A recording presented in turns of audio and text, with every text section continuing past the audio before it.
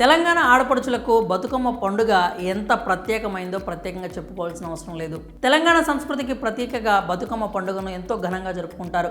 ఒక్క తెలంగాణలోనే కాదు, ప్రపంచ వ్యాప్తంగా ఉన్న తెలంగాణ ఆడపడుచులందరూ ఈ బతుకమ్మను సంబరంగా చేసుకుంటారు. అలాంటి ఎంతో ముఖ్యమైన బతుకమ్మ పండుగ విషయంలో రేవంత్ రెడ్డి సర్కార్ కీలక నిర్ణయం తీసుకోబోతోందని తెలుస్తోంది. ఇప్పటి వరకు బతుకమ్మకు సంబంధించి కానుకగా ప్రభుత్వం చీరలను పంపిణీ చేసేది. కానీ ఇప్పుడు బతుకమ్మ కానుకకు సంబంధించి రేవంత్ సర్కార్ సంచలన నిర్ణయం తీసుకునేందుకు సిద్ధమవుతోందని సమాచారం. తెలంగాణ మహిళలకు బతుకమ్మకు చీరలకు బదులుగా కొత్త కానుకనిచ్చేందుకు ప్రభుత్వం రెడీ అవుతోందట.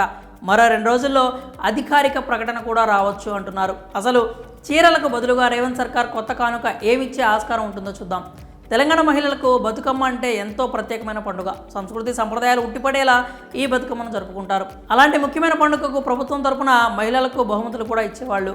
గత ప్రభుత్వం అయితే బతుకమ్మ సందర్భంగా తెలంగాణ ఆడపడుచులకు చీరలను పంపిణీ చేసేది. ప్రతి బతుకమ్మకు వారికి చీరలను ఇస్తూ వచ్చారు. అయితే ఈ చీరల విషయంలో చాలానే గొడవలు, విమర్శలు, నిరసనలు కూడా జరిగిన సందర్భాలు ఉన్నాయి. చీరల్లో నాణ్యత లేదని కొందరు, అర్హులైన కూడా తమకు చీరలను ఇవ్వలేదని మరికొందరు అయితే గొడవలు చేయడం చూశాం.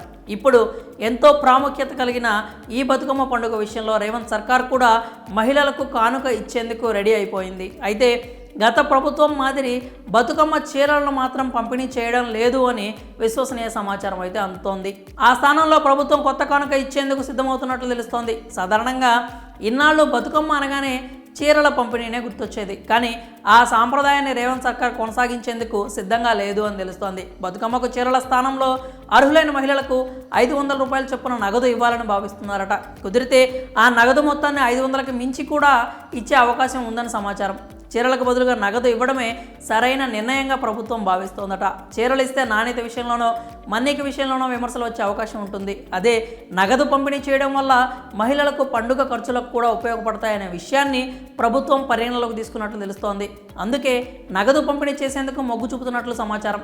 అలాగే నగదును బ్యాంకు ఖాతాల్లో వేయాలా, నేరుగా మహిళలకు అందించాలనే విషయంపై కూడా ప్రభుత్వం కసరత్తు చేస్తోందని తెలుస్తోంది. మరో 2 రోజుల్లో బతుకమ్మ కానుక విషయంలో స్పష్టమైన నిర్ణయం వెలువడే అవకాశం అయితే ఉంది. అయితే ఈసారి చీరలకు బదులుగా ఖచ్చితంగా నగదు పంపిణీ ఉంటుందని బలంగా చెప్తున్నారు. అయితే డ్వాక్రా మహిళలకు ఇవ్వాలా, తెల్ల రేషన్ కార్డు కలిగిన మహిళలకు ఇవ్వాలా అనే దానిపై మాత్రం స్పష్టత రావాల్సి ఉంది.